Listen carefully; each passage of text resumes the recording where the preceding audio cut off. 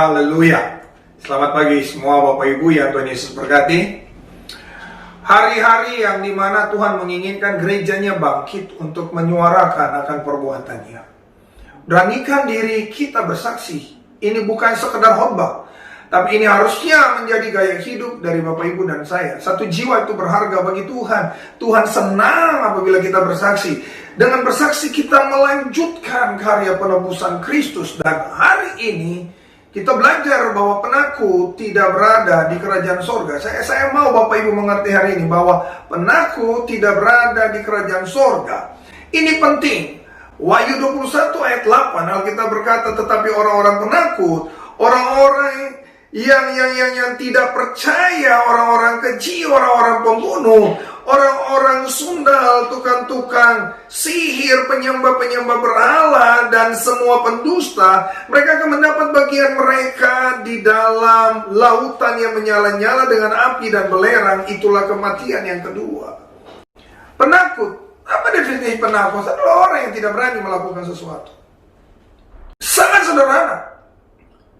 Kata penakut di Wahyu 21 ayat 8 ini dengan jelas berkata bahwa apabila kita ada di kelompok ini, percayalah, tidak ada orang penakut di kerajaan surga. Setidaknya untuk 3 alasan. Yang pertama, karena penakut menurut Wahyu 21 ayat 8 adalah pemimpin rombongan, salah satu pemimpin rombongan. Semua yang disebut awal adalah pemimpin, Bapak Ibu.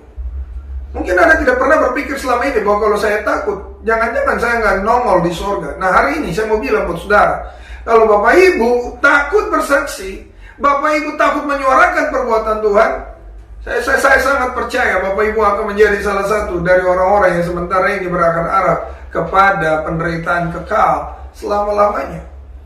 Untuk semua perbuatan Tuhan kita harus beranikan diri kita, karena kalau tidak, fatal. Kalau sampai surga melabelisasikan kita sebagai penakut, percayalah tidak ada penakut di kerajaan surga. Alasan yang kedua, orang yang penakut adalah orang yang tidak mampu mempercayai kedaulatan kuasa Allah seutuhnya dalam hidupnya. Kenapa kita takut? Karena kita pikir, saya tidak bisa kalau saya bikin. Saya tidak bisa. Saya pikir, aduh, saya tidak mampu untuk hal itu. Takut seperti menutupi keran kuasa Allah. Orang benar tidak hidup karena keadaan, orang benar hidup karena iman. Iman membuat saya percaya bahwa dalam keadaan saya yang tidak mampu, waktu saya berharap kepada Tuhan, maka saya akan mampu melakukan. Jadi orang yang beriman, dia tidak akan pernah takut untuk melakukan sesuatu. Sebab apa? Dia percaya bahwa kuasa Allah akan menyempurnakan dia dalam melakukan segala sesuatu. Makanya kalau Bapak Ibu adalah orang penakut, Bapak Ibu seperti mengecilkan. Bapak Ibu seperti berkata dunia lebih hebat daripada kuasa Allah. Nah, dengar Bapak Ibu, orang yang berani bersaksi, orang yang percaya bahwa di dalam ketidaksanggupan saya berkata-kata, Tuhan akan menolong saya. Di ketidaksanggupan saya untuk melihat banyak orang, Tuhan pasti menolong saya. Dan yang ketiga, menurut 1 Yohanes 4 ayat 18, orang penakut adalah orang yang kekurangan kasih Allah. Orang yang sempurna, dia penuh dengan kasih Allah. Nah, ini penting bagi Bapak Ibu, bahwa Bapak Ibu dan saya takut karena kekurangan kasih Allah di tengah dunia yang bejat ini. Bapak Ibu, saya mau bilang, boleh kekurangan yang lain, jangan kekurangan kasih Allah.